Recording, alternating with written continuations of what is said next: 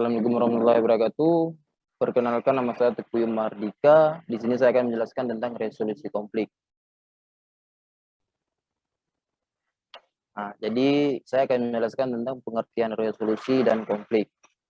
Pengertian resolusi, putusan atau kebulatan pendapat berupa permintaan atau tuntutan yang ditetapkan oleh rapat, musyawarah, sidang, pernyataan tertulis biasanya berisi tuntutan tentang suatu hal.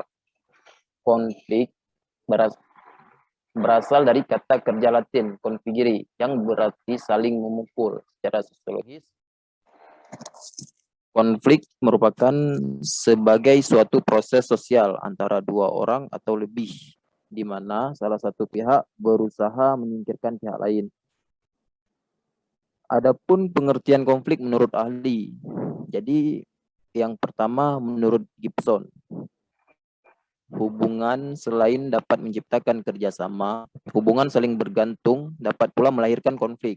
Hal ini terjadi jika masing-masing komponen organisasi memiliki kepentingan atau tujuan sendiri-sendiri dan tidak bekerja sama satu sama lain.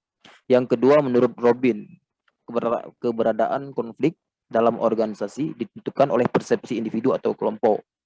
Jadi konflik itu muncul seringnya diakibatkan oleh persepsi, di mana kadang-kadang terjadinya konflik itu adanya perbedaan persepsi antara individu dengan kelompok ataupun persepsi kelompok dengan kelompok, persepsi individu dengan kelompok.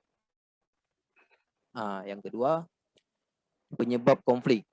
Di sini ada 4 penyebab konflik, yaitu yang pertama perbedaan individu yang meliputi perbedaan pendirian dan perasaan. Yang kedua, perbedaan latar belakang budaya sehingga membentuk pribadi-pribadi yang berbeda.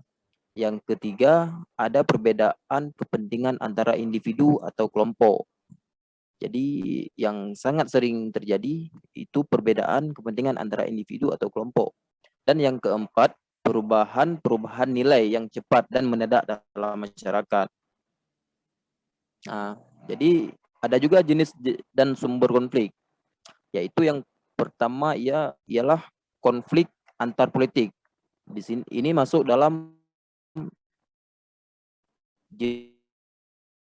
jenis konflik.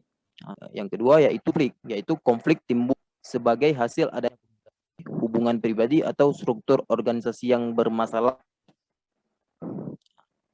Dan di sini juga ada metode penyelesaian konflik. Metode penyelesaian konflik ada 3 dia. Yang pertama ada dominasi dan penekanan. Yang kedua ada kompromi. Yang ketiga pemecahan masalah integratif. Jadi dominasi dan penekanan di sini ditekankan yaitu dalam menyelesaikan konflik adanya cara kekerasan, penenangan, penghindaran, dan aturan mayoritas. Yang kedua, kompromi, pemisahan, arbitrasi, yaitu menentukan hakim. Yang ketiga, kembali ke peraturan-peraturan, dan penyuapan. Yang ketiga, pemecah masalah integratif, seperti konsensus, kesepakatan bersama, seperti konflik Aceh yang menghasilkan perdamaian, dan konfrontasi, berhadapan langsung. Dan juga ada dengan penggunaan lebih tinggi. Jadi di sini saya sedikit menjelaskan tentang konflik di Aceh dan penyelesaiannya. Seperti yang kita ketahui, yaitu awal mula terjadinya konflik di Aceh pada masa Hasan Tiro mendeklarasikan negara Aceh merdeka pada tahun 1976.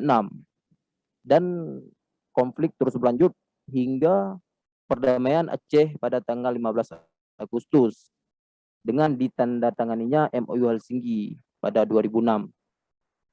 Jadi yang bisa kita simpulkan di sini, dalam mewujudkan perdamaian Aceh, banyak kali dinamika terjadi.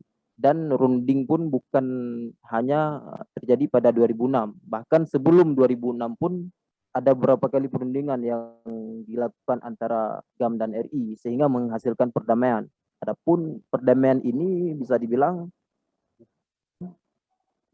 semata-mata perdamaian. Perdamaian ini harus ada komitmen antara kedua belah pihak dalam merawat perdamaian, sehingga menghasilkan perdamaian yang nyata yang dapat dirasakan oleh masyarakat kita, bukan seperti perdamaian yang akan menidurkan konflik dan mungkin bisa terjadi konflik ke depan lagi kalau misalnya perdamaian itu tidak bisa dirawat.